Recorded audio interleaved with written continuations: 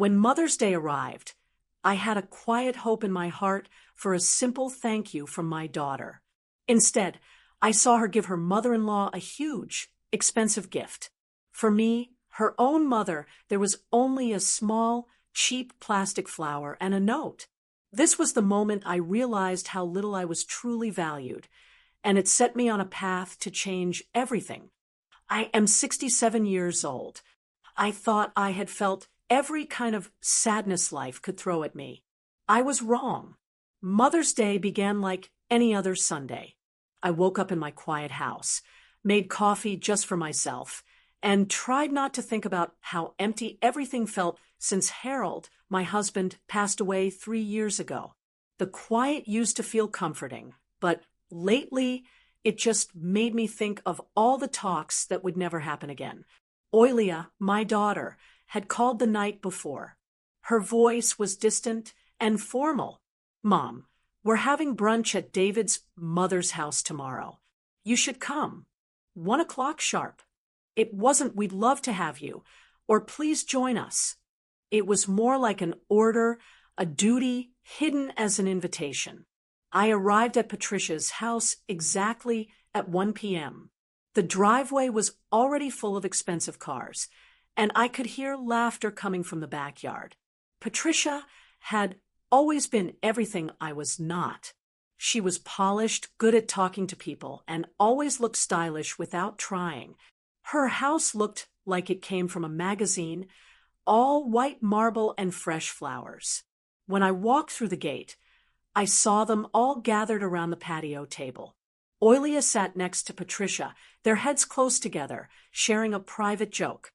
My son-in-law, David, was cooking on the grill, acting like the perfect son Patricia had raised him to be.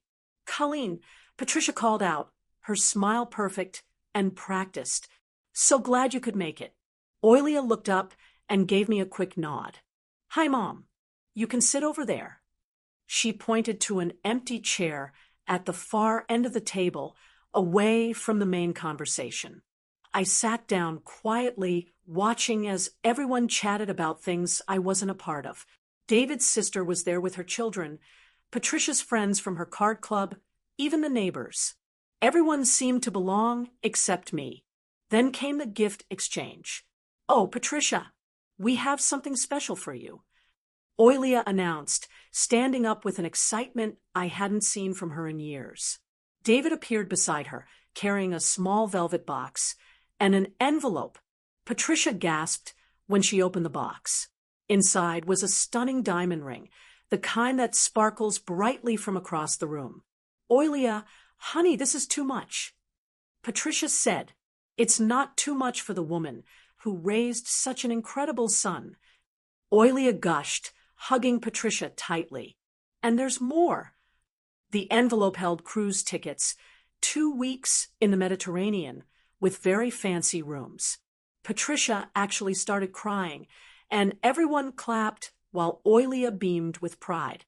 I felt something cold settle in my stomach.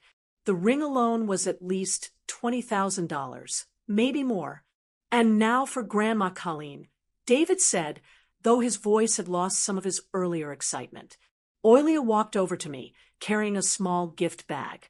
Inside was a plastic flower, the kind you'd find at a dollar store, and a card that looked like it had been quickly grabbed from a drugstore shelf.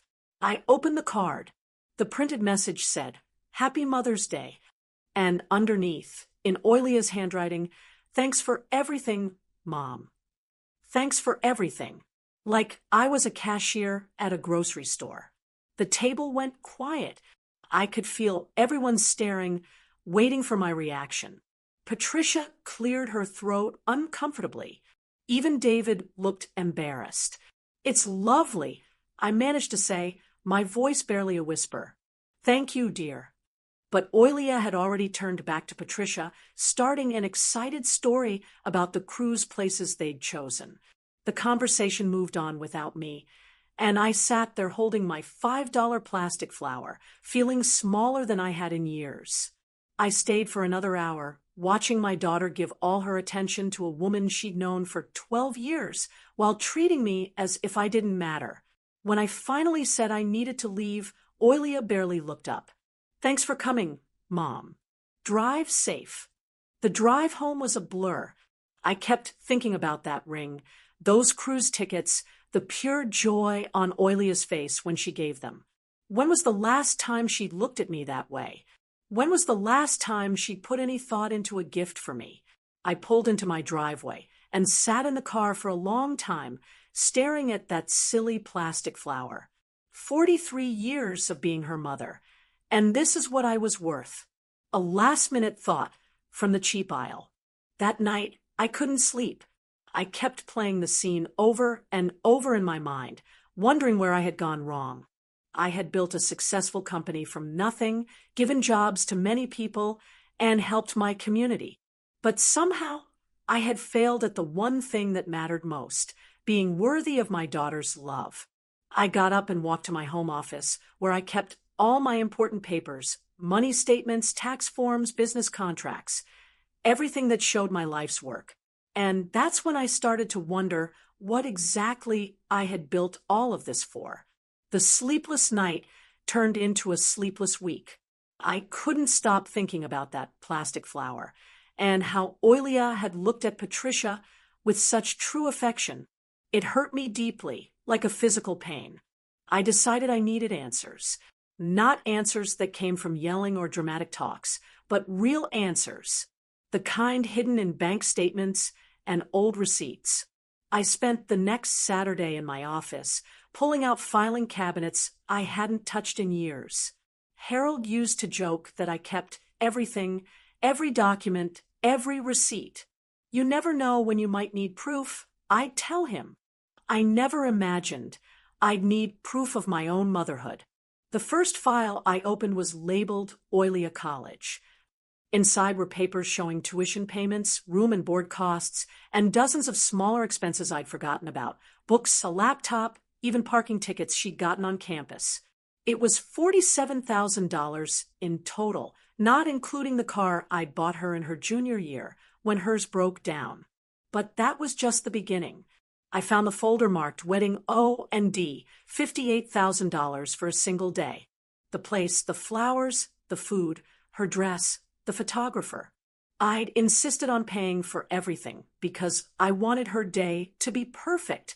David's parents had only given a case of wine. Then came the house files. When Oilia and David got married, they wanted to buy a home in the very nice Riverside area. Their combined earnings weren't enough for the home loan they needed for the house they liked.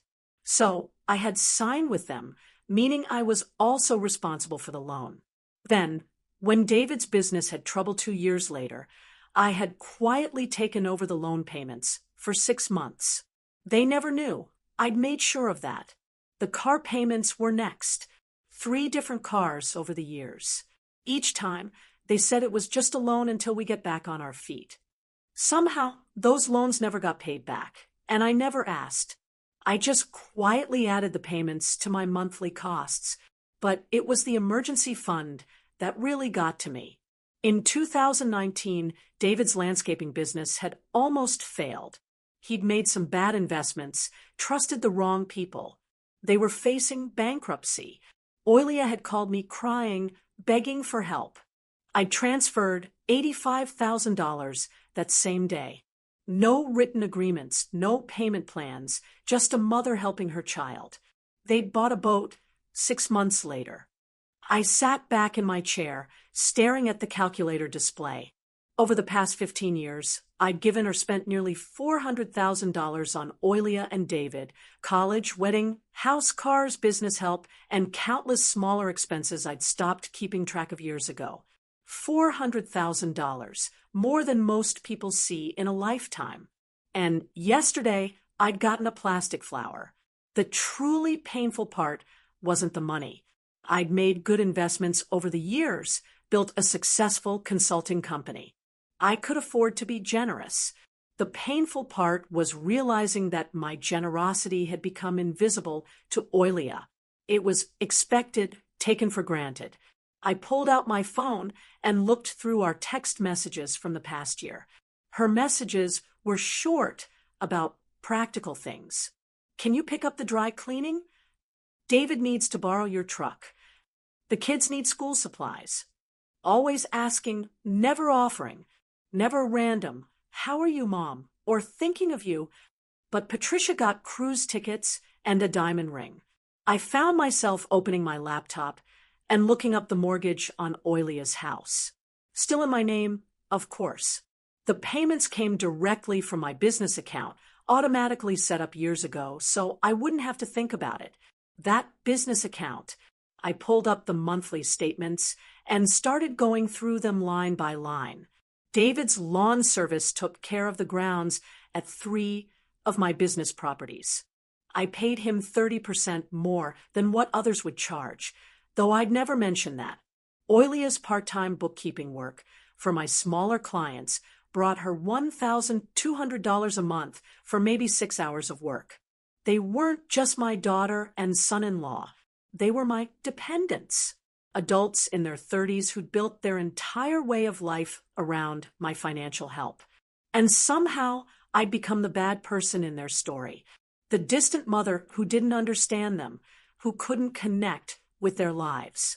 They'd painted me as cold and uncaring while living off my kindness. I closed the laptop and looked around my office. Photos covered the wall, showing me at various company events, awards from the Chamber of Commerce, newspaper articles about business successes. But there were no recent pictures of Oilia and me together. She'd stopped wanting to take photos with me years ago. The clock on my desk read 4:30 p.m. I'd been going through papers for 8 hours, and the picture was painfully clear. I'd spent years trying to buy my daughter's love, and all I'd done was teach her that I was a source of money, not love. My phone buzzed. A text from Oilia. Mom, David's truck broke down.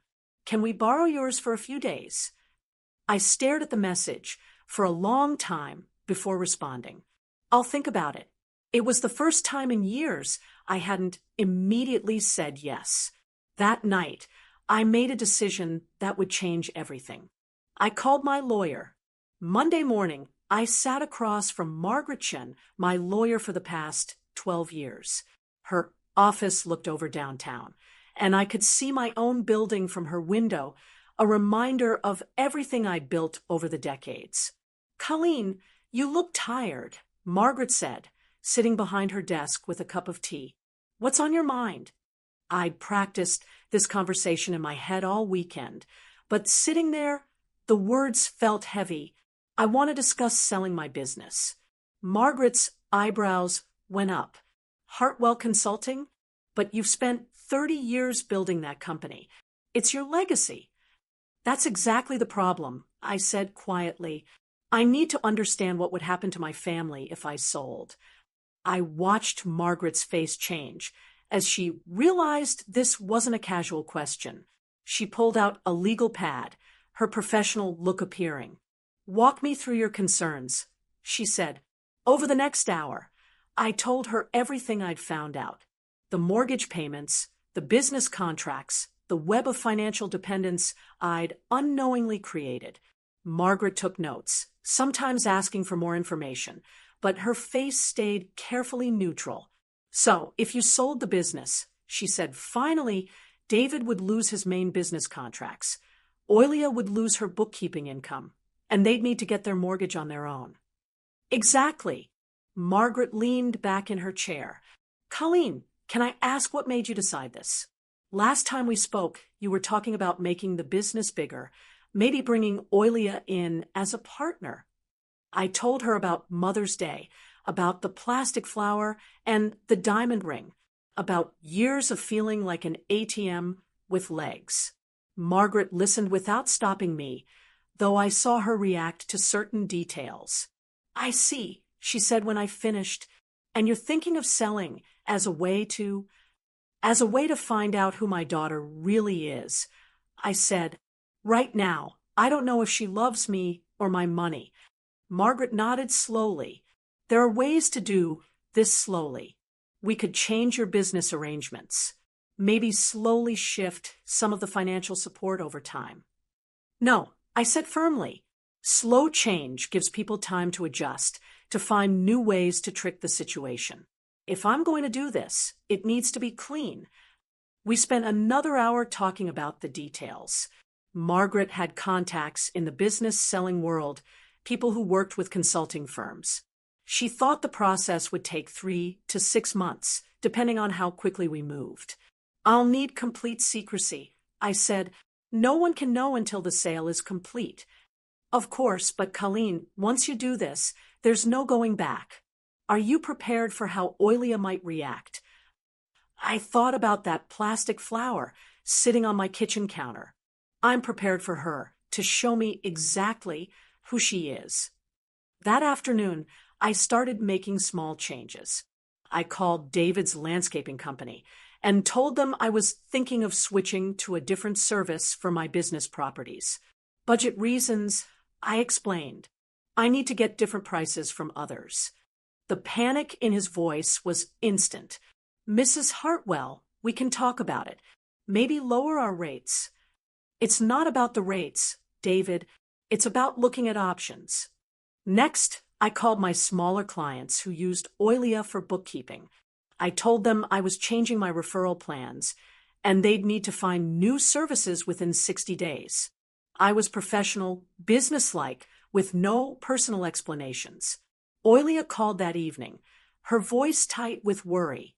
Mom, Mrs. Patterson said you're not sending bookkeepers to people anymore. Did I do something wrong? Not at all, dear. I'm just making my business operations simpler. But I need those clients. That's my income. I'm sure you'll find other chances. I said calmly. You're very capable. There was a long pause. Mom, is everything okay? You've been acting strange lately.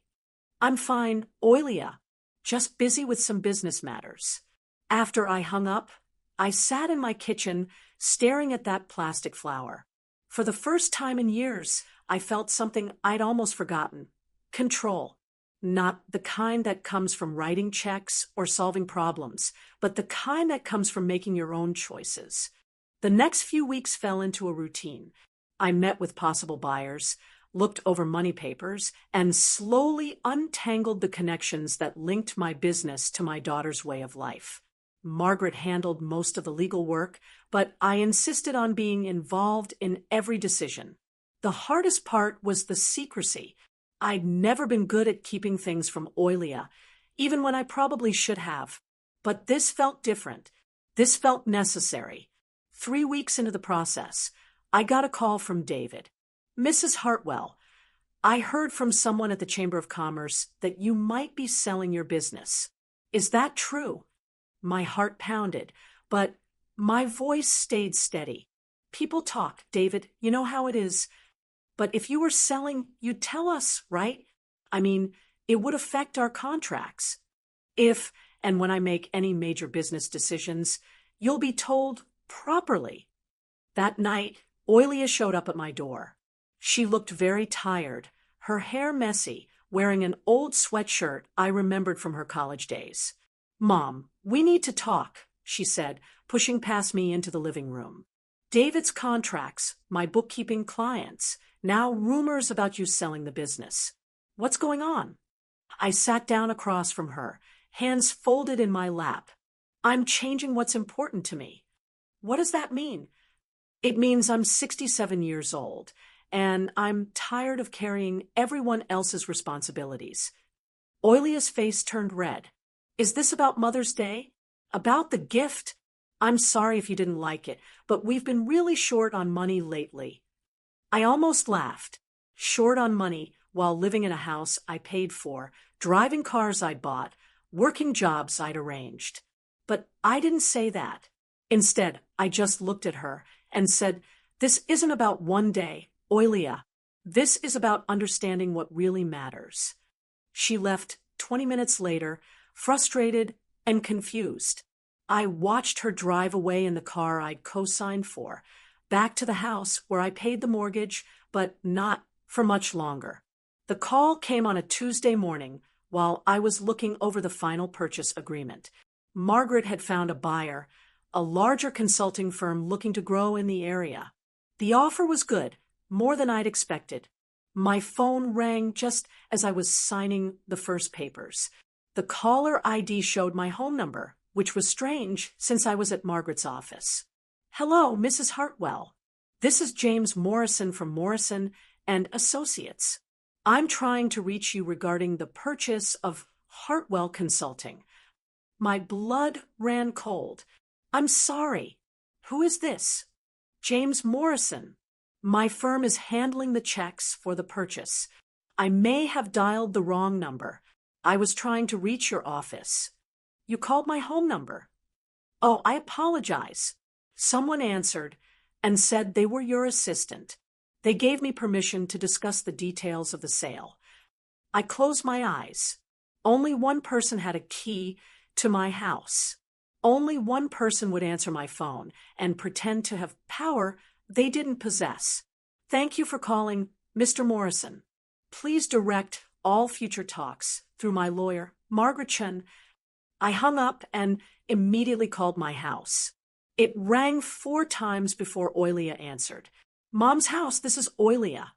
What are you doing in my house?" There was a pause. Then her voice changed completely. "Mom, I thought you were at some meeting. I just came by to water your plants." "I don't have plants that need watering." Another pause. Longer this time. "Okay, fine. I was looking for something. David said you might have some old tax documents he needs. And you answered my phone because it kept ringing. I thought it might be important." I could hear the lies falling apart in her voice. "Oilia, I'm coming home. We need to talk." The drive from Margaret's office to my house took 15 minutes, but it felt like hours. I kept replaying that phone call, the way Oilia had pretended to be my assistant, allowed to talk about secret business matters. The boldness of it was shocking. When I pulled into my driveway, Oilia's car was still there. I found her in my home office, sitting at my desk with papers scattered around her. She looked up when I walked in, her face a mix of defiance and guilt. "Find what you were looking for?" I asked. She pointed to the documents.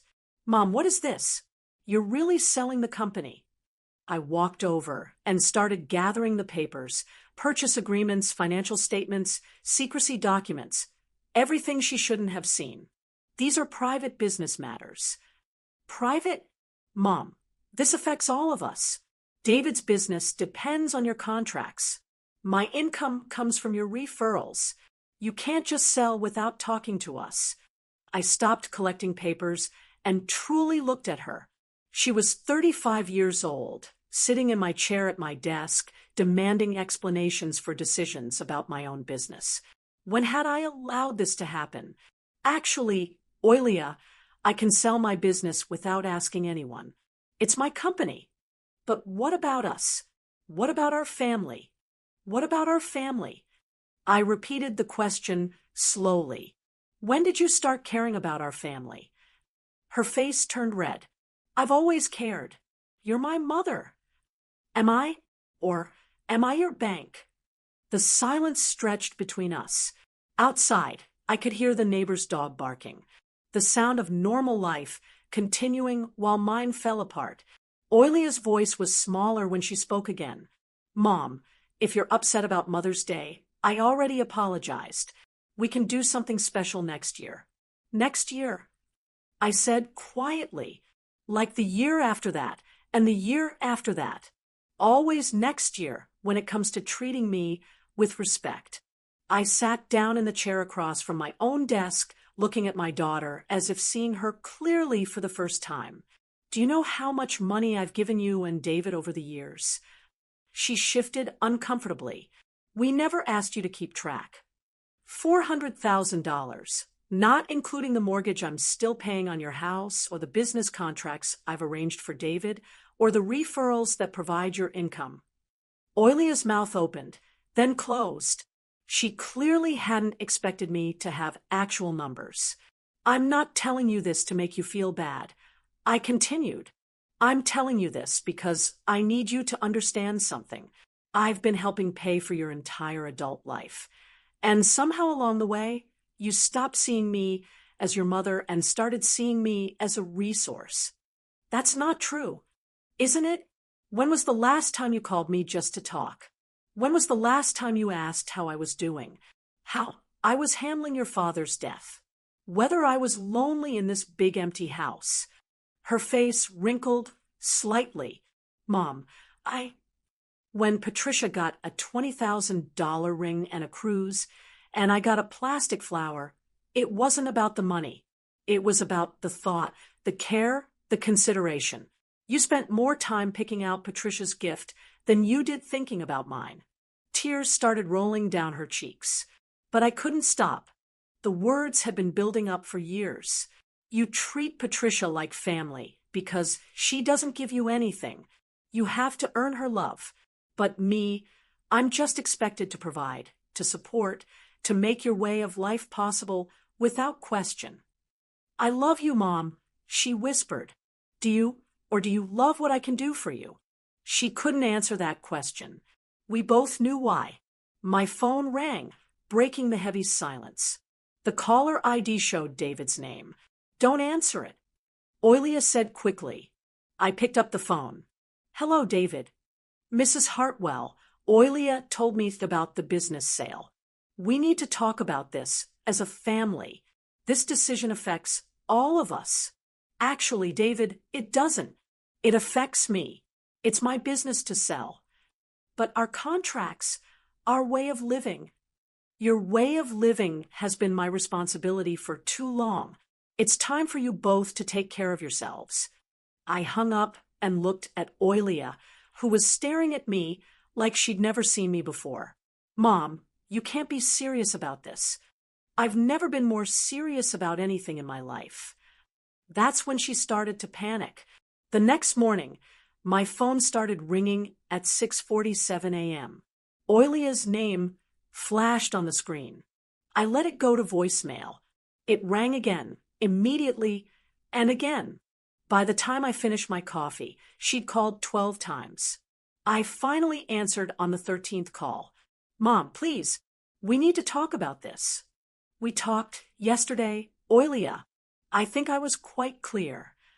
You can't just destroy our lives because you're upset about a Mother's Day gift. I set down my coffee cup, feeling that familiar anger rising. This has nothing to do with one gift, and you know it. Then what? What do you want from me? I want you to understand that I'm not your personal ATM. I want you to see me as a person, not a source of money. I do see you as a person. You're my mother. When was the last time you treated me like one? Silence then. Mom, if you sell the business, we'll lose everything. The house, David's contracts, my clients. We'll have to start over. Yes, you will. And maybe that's exactly what you need. She hung up on me. 20 minutes later, she called back. Then again. I stopped counting after the 15th call.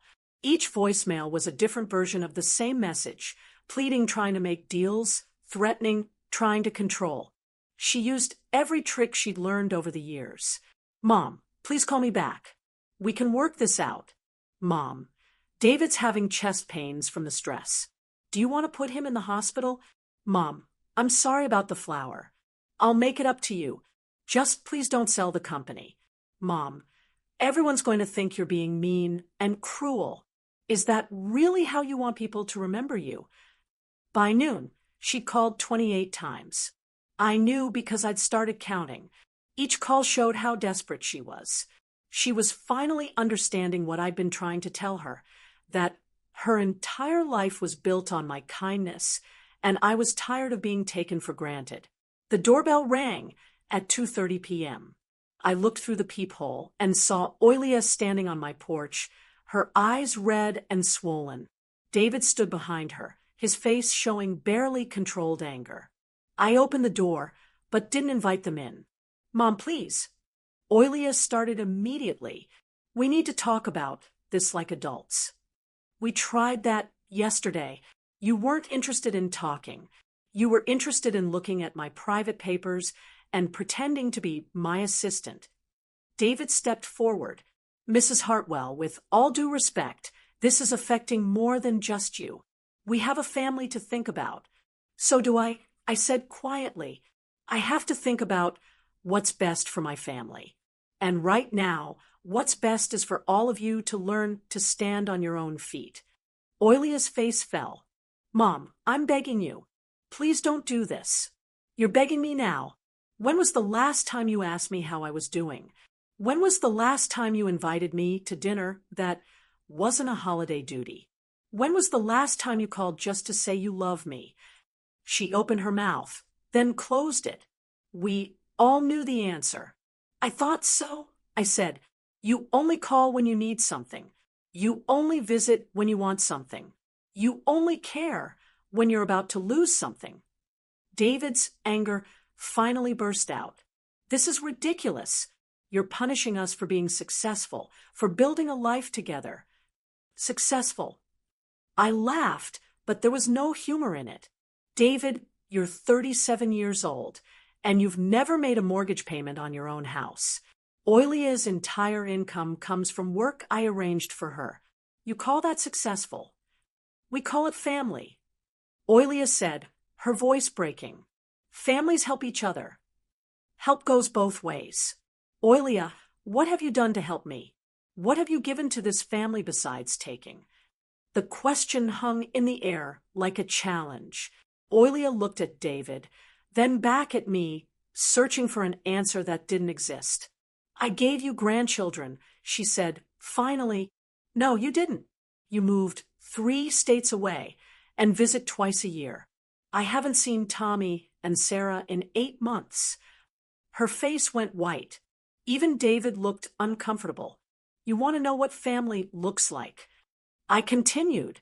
Patricia's family calls her every week. They visit without being asked. They remember her birthday without being reminded. They give her thoughtful gifts because they pay attention to what she likes. That's why she got the ring and the cruise. That's why she's treated like someone who matters. Oilia was crying now, but I couldn't stop. Years of hurt were pouring out. I spent 30 years building a business so I could provide for my family. I wanted to give you security, opportunities, a better life than I had. But somewhere along the way, you stopped valuing what I gave you and started expecting it.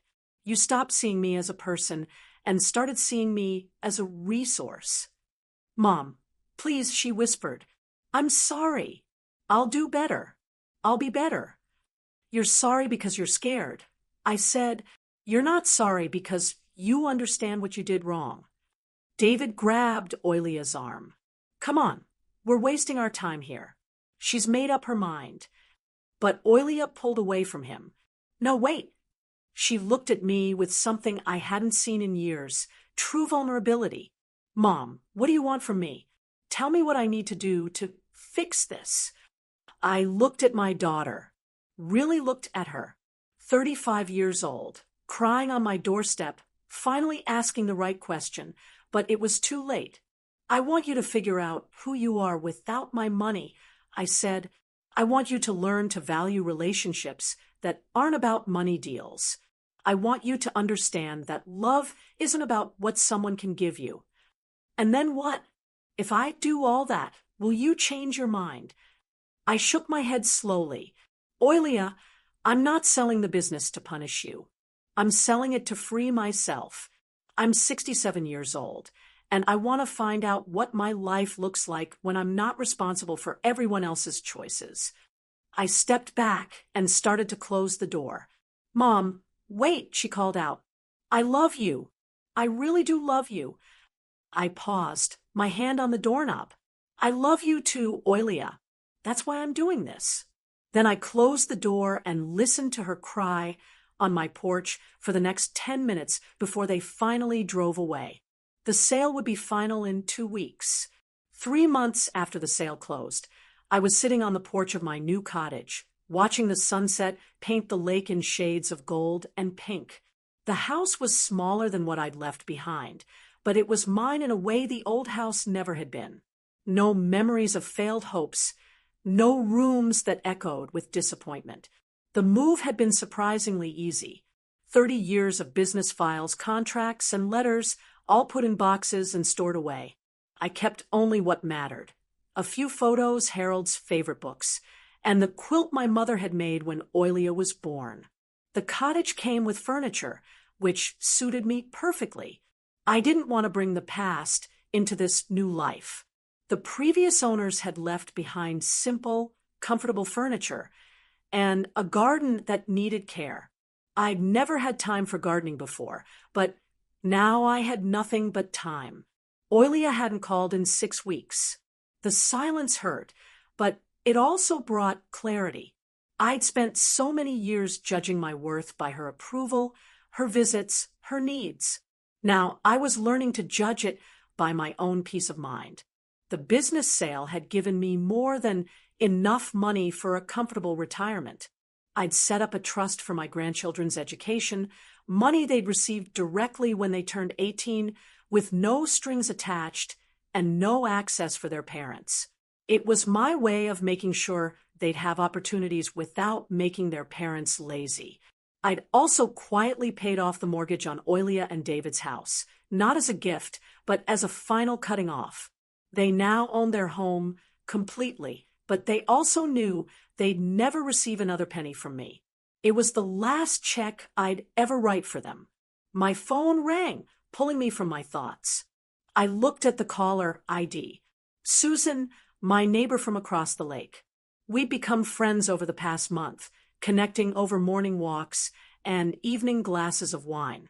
Colleen, are you free for dinner tomorrow? My son and daughter-in-law are visiting, and I'd love for you to meet them. I'd like that, I said, and realized I meant it. Susan's relationship with her children was everything mine had never been: natural, giving and taking, built on true love rather than duty. After we hung up, I poured myself a glass of wine and walked down to the dock. The water was still, showing the last light of day. A family of ducks swam by, the babies following their mother in a perfect line. My phone buzzed with a text message. For a moment, my heart jumped, thinking it might be Oilia. But it was from Margaret, my lawyer. Thought you'd want to know. David's landscaping business filed for bankruptcy yesterday. Oilia's looking for work at the elementary school. How are you doing? I stared at the message for a long time before responding. I'm doing well. Thank you for letting me know. I felt sadness for them, but not guilt. They were adults who'd made choices. Now they were learning to live with the results, just like everyone else. A loon called across the water, its haunting cry echoing off the hills. I'd never heard that sound before moving here. There were a lot of things I'd never experienced while I was busy being responsible for everyone else's life. Tomorrow, I was starting a pottery class in town. Next week, I'd signed up for a book club. Small things, but they were mine. Chosen because they interested me, not because someone else needed me to do them. The strangest thing about this new life was how light I felt. For years, I'd carried the weight of other people's problems, their bad decisions, their money troubles. I'd thought that weight was love, but it wasn't. It was enabling, and it had hurt us all. Real love, I was learning, sometimes meant saying no. Sometimes it meant letting people